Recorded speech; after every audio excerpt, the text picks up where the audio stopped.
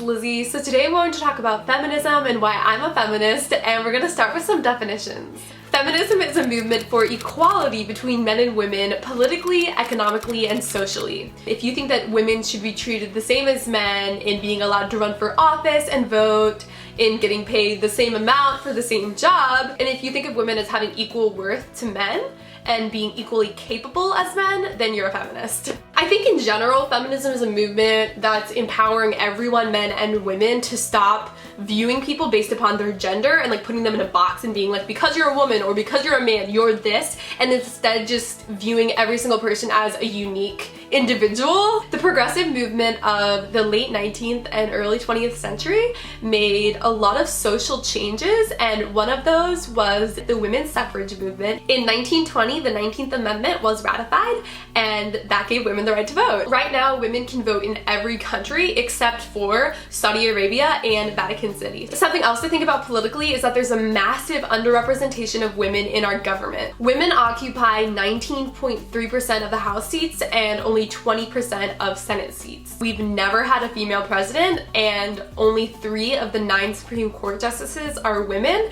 2 of them were recently added within the past like 10 years. Because there's so few women who are in elected office positions, it's sending this subliminal message to young girls and even to women who are my age that men do leadership positions, that men run the government. I don't think it's that women don't want to run for office. I think it's just that we're taught growing up that that's not really what women do. The reason that we need feminism is that sexism is something that we're socialized to accept as young children, and we grow up having these preconceived notions about the world and about gender roles that aren't true, and it's this vicious cycle where young girls are not seeing females in these leadership positions as much, and then they think that that's not even an option for them or something that they want to aspire to. And so what feminism does is it kind of comes in and it messes up that cycle of inequality. Economically, so I think that this is the most simple one. It's basically just that females should get paid the same amount as males for doing the same job. In the United States, and I'm sure it's even worse in developing countries and in other parts of the world, we make 78 cents to every dollar that men make. To put this into like a real picture of something that happened, there's a movie that came out called American Hustle, and the movie company is Sony, and they accidentally had their economic tax records leaked out, and we found out that the female leads of the movie, Jennifer Lawrence and Amy Adams, were paid less than their male co-stars just because they're female. This same company has 2 co-presidents of production, so it's the same exact job, and they have 1 female and 1 male working it. And the female, who's the co of this guy, makes $1 million less than him a year, just because of her gender. Social equality. So this is the biggest one that I see talked about in the media and in the news. It's just the sense that women are viewed as being inferior to men, and you might even think that you don't know anyone who even still believes that or who lives that out. But just think of our language. When a guy is trying to insult another guy, he'll say, "Don't be a sissy," and then they have a lot of other derogatory words to call men that are like equating a man to a woman. That's the worst insult, to call a guy a woman, and it shouldn't be like that. Another part of social inequality is that women are constantly objectified. In advertisements, music videos, pornography, women are sexualized, and I don't have a problem with sexualizing women. I understand that we all are sexual beings, but the problem is that women are being sexualized way more than men. Our sex appeal is used as a means to an end, and it's very demeaning because it's telling men that they are supposed to see women as people, as objects to have sex with, instead of sending a message that men and women are equal sexually, the message that the Bible shows. And we should think of sex as something that makes us equal, that we come together and we're equal in sex, rather than the man being more powerful and the man getting pleasure from the woman. All of that is just very objectifying, and I think that it's horrible, the messages that we send to girls where we have to be sexy. This is something that leads to females having so many insecurities, and I think that, of course, everyone has insecurities, but men experience far less eating disorders and disordered eating behavior than women do, and one of the reasons is because we're objectified so much. Number 3 is that we're taught that we need a man and that we need to find our value in a relationship with a guy. Embracing feminism doesn't mean you're against relationships or against getting married. I'm a feminist, but I definitely want to get married. I want to have kids. I want to find value in a relationship with a guy. What's wrong is telling women that we need a guy and that we're not worthy or valuable just in finding our value in ourselves and in a relationship with God. I think that feminism is such a beautiful movement because it just really empowers everyone to see each other for what they are worth rather than for how they look or like fitting them into this mold of what their gender says that they are. Sexual harassment and rape culture is another part of social inequality that is disgusting and terrifying. Rape culture is the idea that no means yes, that when a woman is telling a man, no, I don't want to have sex, or when she hasn't consented verbally that she wants to have sex, he assumes that she definitely wants it. Also, I am a college student and we were taught coming in as freshmen, we went through this like kind of class on how to not get raped and how at a party to like make sure that we're like looking out for other females, and that's taught so much more than just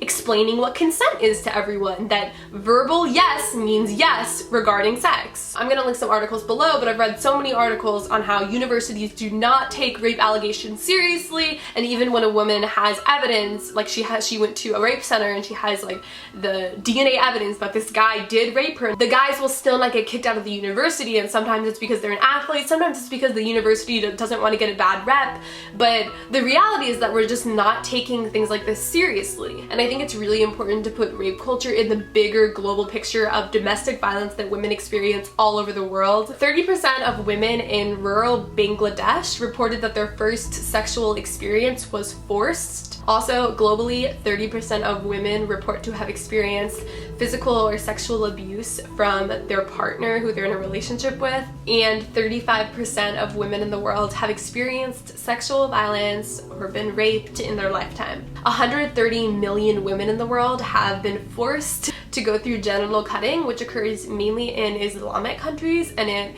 prevents women from being able to find pleasure in sex, power over women by taking away their sexuality. And this is something that was really shocking and sad to me, which doesn't just take place in China, but in China there's 39,000 baby girls who weren't taken care of in their first year of life and died because of that. I'll link the news story below that talks about like this national pandemic, but there's like millions of girls that aren't alive right now because their parents didn't think them worthy of medical care that like a boy baby would deserve. Also, so many female babies are aborted because they are female babies, and so you could go on and on and on to talk about like all the statistics of how women are seen as inferior to men and less valuable than men, and because of that we're being abused, raped, killed, not taken care of, allowed to die. Luckily, in the part of the world that I live in, the United States, I feel like women are seen as more valuable. My parents have me and I have an older sister, and they definitely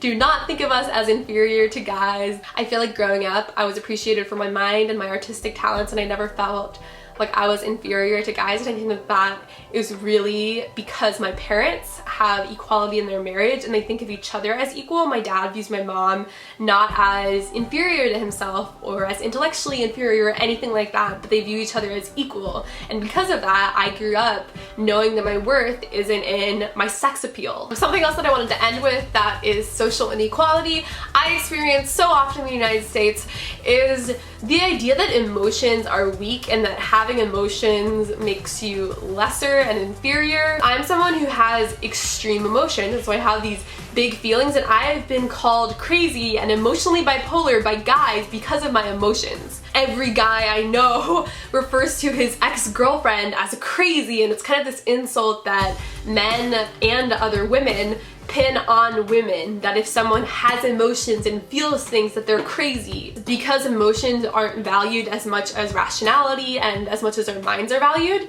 it's weakening humanity. Feminism is about viewing women and men as equal, but it also is really empowering to men, because one of the most damaging things guys are taught growing up is that they shouldn't have emotions, they shouldn't feel things. My experience being friends with guys is that they feel all the same things that we feel as women, they just aren't allowed to express them because it's seen as a weakness. And the reason that it's seen as a weakness is because we view women who have these emotions as inferior. And if we didn't view women as inferior, we didn't view people who have more emotions and are more emotional as inferior, then that would also free men to be able to admit that they have emotions and to feel their emotions. Not only are men taught to not have emotions, but they're taught to like be sexually powerful over women and to have sex with more women, and instead of just like viewing women as equal, like if we view women and men as equal sexually, then guys won't have that on them anymore for like an expectation of who they're supposed to be. I think that as a feminist, the best thing you can do is become educated on these topics so that you can talk to more people about them, because right now in the United States, we really need to be working on social equality and using our words and our actions to treat men and women as equal and to accept each other for who we are, not for the stereotypes that we try to pin on each other. And so I linked a ton of stuff below, and if you go read it and check it out and talk about these things with your friends and the people in your social circles. I love you all so much, and I'll see you next Monday. Bye!